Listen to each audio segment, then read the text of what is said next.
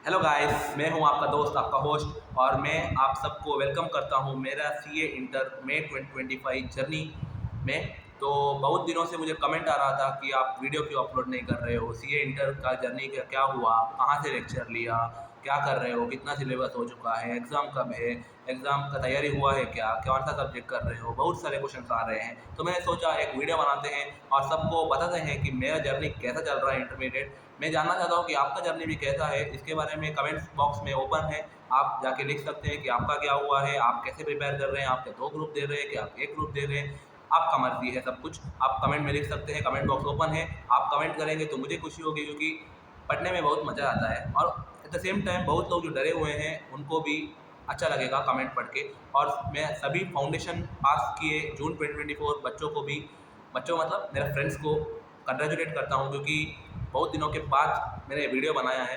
तो बहुत लोगों को कंग्रेचुलेशन नहीं किया तो अभी कंग्रेचुलेट कर देता हूँ और डायरेक्ट एंट्री स्टूडेंट्स जो देख रहे हैं उनको भी ऑल द बेस्ट।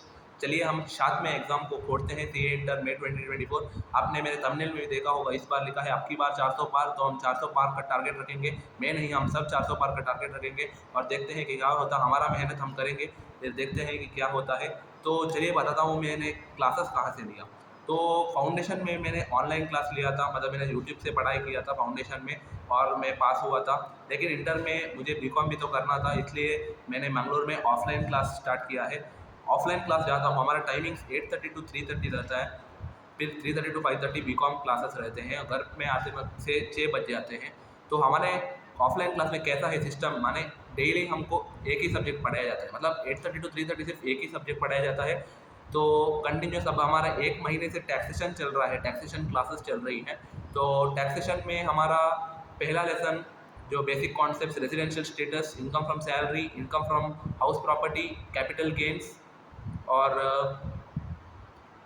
कौन सा capital gains, income from other sources. पहला मॉड्यूल जो है वो ख़त्म हो चुका है। मॉड्यूल 2 में set of losses, clubbing of income और अभी डिडक्शंस वाला चैप्टर चल रहा है। तो मॉड्यूल 2 मतलब टैक्सेशन अभी सिर्फ 10 दिन या 5 दिन बचे हैं। अभी taxation, direct tax specially GST start नहीं हुआ है, डायरेक्ट टैक्स 5-6-10 दिन में कंप्लीट हो जाएगा मेरा सिलेबस टैक्सेशन। लॉ का स्टेटस क्या है का मतलब लॉ एलएलबी मैंने कंप्लीट कर लिया है क्योंकि वो छोटा चैप्टर है, और एक प्रीलिमिनरी जो कंपनी सेट का पहला चैप्टर है वो मैंने कंप्लीट कर चुका हूँ। अकाउंटिंग मतलब दूसरा कोई भी सब्जेक्ट स्टार्ट नहीं किया है क्योंकि यहाँ पर दिन में सिर्फ एक ही सब्जेक्ट चलता है। तो एडवांस्ड अकाउंटिंग हो या कॉस्टिंग हो या एफएमएसएम ऑडिटिंग, कुछ नहीं पढ़ाई स्टार्ट किया है। अभी करेंटली मैं लॉ कर रहा हूँ। ये लॉ भी बहुत इंपॉर्टेंट है सब्जेक्ट। लॉ एक ऐसा सब्जेक्ट है जिसमें ज़्यादा टाइम देना पड़ता है क्योंकि वो थियरी सब्जेक्ट होता है। तो लॉ में पढ़ाई चल रही है, प्रीलिमिनरी लॉ बहुत है पढ़ने के लिए, मैंने देखा है। बस बहुत बड़ा बड़ा चैप्टर है, incorporation, management administration, auditor and auditor, company incorporate outside India, थोड़ा टेक्निकल चैप्टर्स है, उसको थोड़ा मेहनत लगेगा। तो मेहनत करना हमारा काम है। देखते हैं फिर क्या लगता है। आपका कितना सिलेबस हुआ है आप कमेंट बॉक्स में ज़रूर लिखिएगा क्योंकि वो लिखने से मुझे मोटिवेशन मिलता है कि आपका भी कितना हुआ हमें जानने को मिलता है। मुझे पता है ये वीडियो देखने वाले ज़्यादातर लोग ऑनलाइन क्लास वाले ही होंगे, तो आप लोग कमेंट सेक्शन में डाल दीजिएगा। और दूसरा बात करते हैं तो टैक्सेशन कैसा लगा, मेरा एक्सपीरियंस कैसा था टैक्सेशन के बारे में। तो टैक्सेशन एज सच बहुत मुश्किल तो नहीं है, वो अभी स्पेशली डायरेक्ट टैक्स, क्योंकि income from salary, income from house property में बहुत सारे एडजस्टमेंट है। लेकिन अगर हम रेगुलरली रिवाइज करते रहें तो टैक्सेशन कोई मुश्किल सब्जेक्ट तो बिल्कुल नहीं होगा मेरे हिसाब से।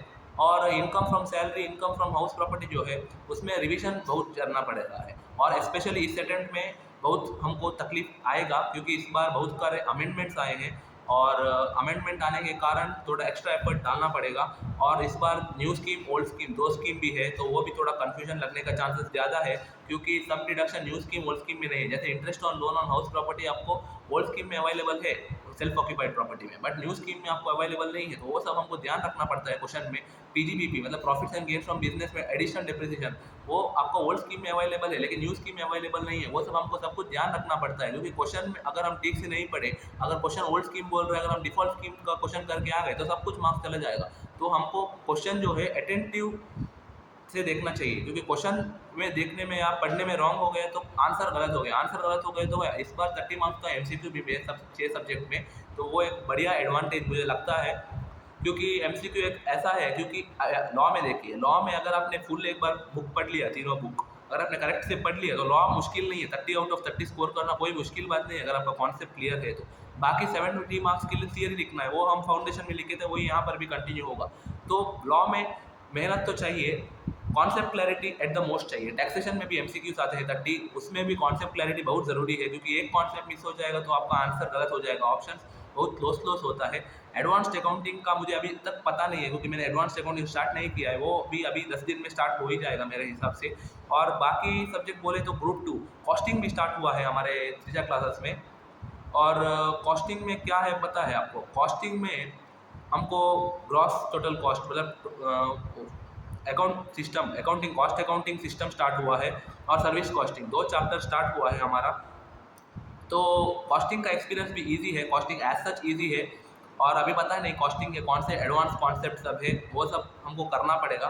तो बात करते हैं कि क्या चल रहा है, इंटरमीडिएट कैसा लग रहा है, फाउंडेशन मुश्किल लग रहा है कि इंटरमीडिएट कैसा मुश्किल लग रहा है? मुझे एज सच में अगर ऑनेस्टली बोलूँ तो इंटरमीडिएट मुझे फाउंडेशन से आसान लग रहा है। मुझे लग रहा है मैं फाउंडेशन में क्यों डरा, तब मैं फाउंडेशन में मतलब थोड़ा डर लग रहा था एग्ज़ाम पास जब आता था, तो अभी लग रहा है फाउंडेशन इंटरमीडिएट के कंपेयर करने से कुछ भी नहीं है यार। फाउंडेशन बहुत ही लप्पू सा है। अब फाउंडेशन वाले गुस्सा हो जाएंगे कि तुम्हें लप्पू सा होगा ऐसा, मुझे भी, मैं बोलता हूँ जब मैं फाउंडेशन में था मुझे लगा फाउंडेशन बहुत मुश्किल है, ऐसा लगा, बहुत डरावने थॉट्स भी आते थे, फेल हो गए तो क्या होगा वैसा वैसा। जब इंटर में आ जाते हैं ना तब लगता है फाउंडेशन तो कुछ भी नहीं है यार, फाउंडेशन तो बहुत ही आसान है, हम फाउंडेशन में डरते थे ऐसा फीलिंग आता है अभी जब इंटर में आ गए हैं। और ऐसा इंटर में कोई मुश्किल तो नहीं है अभी तक, तो देखते हैं कि आगे क्या मुश्किलें आएंगी, क्योंकि बहुत लोग बोल रहे थे फाउंडेशन में जब था तब बोल रहे थे डायरेक्ट टैक्स डरावना है, डायरेक्ट टैक्स फुल फाउंडेशन के सिलेबस की इतना है, कुछ नहीं है गाइस। जो फाउंडेशन वाले वीडियो देख रहे हैं ना, मैं सच में बोल रहा हूँ डायरेक्ट टैक्स उतना मुश्किल नहीं है, अगर आप रेगुलरली रिवाइज करेंगे ना तो आराम से डायरेक्ट टैक्स हो जाएगा। जो लोग भी बोलते हैं ना वो डायरेक्ट टैक्स फाउंडेशन इतना मुश्किल है, वो है ऐसा है मुश्किल है, आप उनका सब मत मानिए।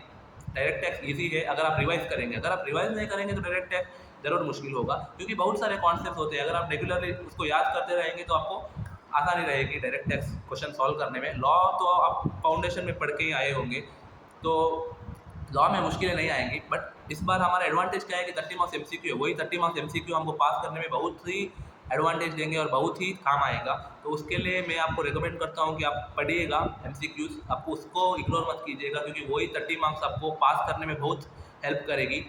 और अभी तक जर्नी स्मूथ चल रहा है और वीडियो भी नहीं आया है। मैं क्या रेगुलरली वीडियोस डालूं, आपको मेरा वीडियोस पसंद आता है कि नहीं मुझे पता नहीं है, बट अगर आपको मेरा वीडियोस पसंद आता है तो आप कमेंट करके लिख लीजिएगा कि वी वांट मोर वीडियोस, तभी मैं रेगुलरली वीडियोस लाता रहूँगा। तो आप सपोर्ट कीजिएगा, वी वांट मोर वीडियोस ऐसा कमेंट सेक्शन में भर दीजिएगा, तब मुझे पता चलेगा कि आपको मेरे एंड से भी वीडियो चाहिए, मेरे एंड से भी आपको चाहिए सपोर्ट चाहिए। तो आप लिख लीजिएगा, मैं हमेशा तैयार हूँ आपको सपोर्ट करने में, रेगुलर वीडियोस बनाने के लिए।